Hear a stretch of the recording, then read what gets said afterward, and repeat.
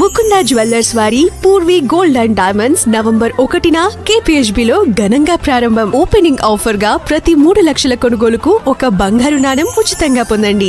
చలసాని శ్రీనివాస్ గారు, ఇప్పుడు ఆంధ్రప్రదేశ్ విభజన విషయంలో కావచ్చు, విభజన అంశాల విషయంలో కావచ్చు, పవన్ కళ్యాణ్ గారు గతంలో అంటే అధికారంలోకి రాకముందు మాట్లాడినట్టు ఇప్పుడు మాట్లాడట్లేదు అనేది ఉండవల్లి అరుణ్ కుమార్ గారు చేస్తున్న ఆరోపణ.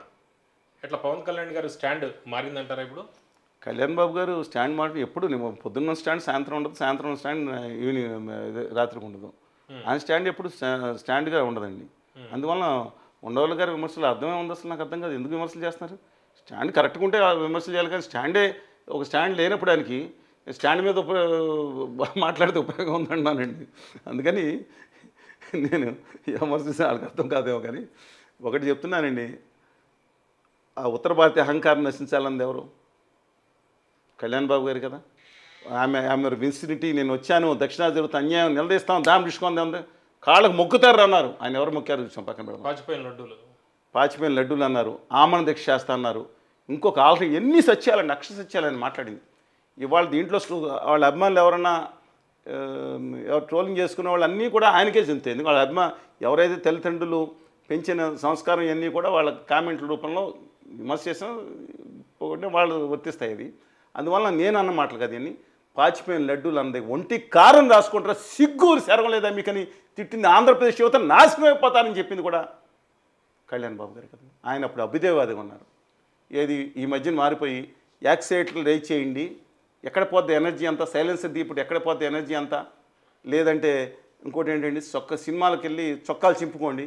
ఎవరన్నా సీట్లు చింపడానికి కూడా వ్యతిరేకం లేండి. మేము కూడా ఈ రాష్ట్రంలో, నేను కూడా 2 రాష్ట్రాల అతిపెద్ద మూవీ థియేటర్స్లో ఒక పార్ట్నర్గా ఉన్నాళ్ళం కదా.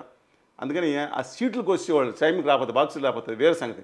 కానీ చొక్కాలు చింపుకొని ఏదో మ్యాన్ లాగా బయటకు రావడం నాకు అర్థం కావట్లేదు.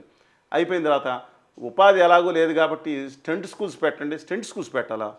ప్రత్యేక హోదా విభజన హామీలు వస్తే దమ్ముండి 10 లక్షల మంది యువత ఆంధ్రప్రదేశ్లో ఒక్కొక్కడో 10 మందికి ఉపాధిని ఇచ్చి ఒక పారిశ్రామికవేత్త దమ్ముడి తను ఉన్న ఊరికి, తన కుటుంబానికి తనకే పేరు తెచ్చుకుంటాడు. కానీ వాళ్ళ స్టంట్ స్కూల్స్ పెట్టి స్టంట్లు చేసుకుంటే ఏం ఉపయోగం నాకు అర్థం కాదు. ఇది నేను మాట్లాడాల, గవర్నర్ కళ్యాణ్ బాబు గారే మాట్లాడారు. ఎప్పుడైతే అభ్యుదయవాదిగా ఉన్నారో,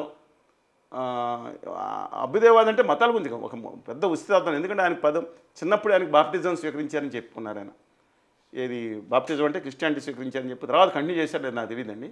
కానీ ఇద్దరు పిల్లలను కూడా ఆర్థోడాక్స్ చర్చిగా క్రిస్టియన్ల కింద తయారు అనుమతి ఇచ్చారు అంతా. ఆయన ఓకే. వాళ్ళ నాన్నగారు సిగరెట్ కూడా వెలిగించుకున్నారు కదండి, ఏదో దీపం వెలిగిస్తే, అమ్మగారు దీపం వెలిగిస్తే దేవుడు లేడు అనేవారు అన్నారు. అన్నీ ఆయన ఉంది. తర్వాత ఆయన దేవాలయంలో, ఆయన ఉన్న ఇంట్లో దేవుళ్ళతో పాటు యేసుక్రీస్తు బొమ్మను కూడా పూజించేవారని కూడా ఆయనే చెప్పారు. ఇవన్నీ మన ఉన్నటువంటి ఆర్య సనాతనవాది. ఏం నాకు అర్థం కావట్లేదు. ఒకసారి వెంకటేశ్వర స్వామి గారికి వద్దు, మేము అయోధ్య వెళ్ళిపోతాం. వెంకటేశ్వర స్వామి గారు ఏం తప్పు చేశారండి? వెంకటేశ్వర స్వామి గారికి నేను మా వీడియో ఒకసారి వేయండి, ప్రజలకు చాలామంది తెలియదు. Till now Tirupati from there we will go back to Ayodhya. Go back ఏంటి? అయోధ్య వాద్య ఏమన్నా అయోధ్య నుంచి వలస వచ్చారు ఆయన? దయచేసి ఆలోచించుకోవాలి. ఎందుకంటే సేవాభావం అనేది మెగా ఫ్యాన్స్కి చిరంజీవి గారు కానీ మిగతా వాళ్ళు కానీ చెప్పిన నేపథ్యం వేరు, అది వేరు. కానీ ఆయన ఎందుకని మాటలు మారుస్తున్నారో నాకైతే తెలియదండి, వారిని అడగాల. తిరిగి పవన్ కళ్యాణ్ లేకపోతే కూటమి గెలుపు కష్టమా? మొన్న మాత్రం, ఇప్పుడు తెలియదండి, మొన్న మాత్రం మీరు ఎన్ని సర్వీస్ తీసుకోండి, 130 స్థానాలు 100% ప్రతిపక్షం ఎవరైతే ఉన్నారో, ఎవరైతే ఓడిస్తారో జగన్మోహన్ రెడ్డి గారిని అనే విధంగా ఈవీఎంలు పక్కన పెట్టింది. ఆ స్టేజ్కి వెళ్ళిపోయింది పరిస్థితి.